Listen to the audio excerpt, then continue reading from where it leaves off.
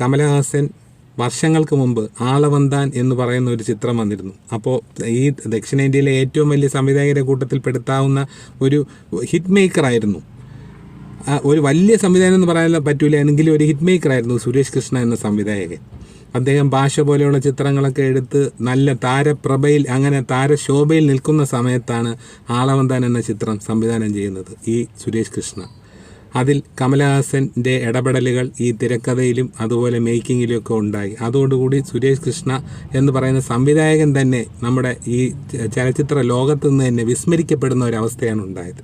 എനിക്ക് തോന്നുന്നു അതിനുശേഷം പ്രിൻസ് എന്ന ചിത്രവും കൂടിയാണ് വന്നതെന്ന് തോന്നുന്നു. അതിനുശേഷം സുരേഷ് കൃഷ്ണ പടമൊന്നും ചെയ്തിട്ടില്ലെന്നാണ് എനിക്ക് തോന്നുന്നത്. എന്തായാലും ഞാൻ കണ്ടിട്ടില്ല അങ്ങനെ അങ്ങേരെ അടുത്ത സിനിമ. പിന്നെ അപ്പോൾ മണിരത്നത്തിനും അത് തന്നെയാണ് സംഭവിച്ചത്. ഈ കഥയിലെ കടന്നുകയറ്റം, അതായത് കഥയിൽ മാറ്റം വരുത്താനുള്ള അഭിപ്രായങ്ങളൊക്കെ ഇങ്ങനെ വന്നപ്പോൾ മണിരത്നം അതെല്ലാം അനുവദിച്ചു കൊടുത്തതിൻ്റെ ഫലമായിട്ട്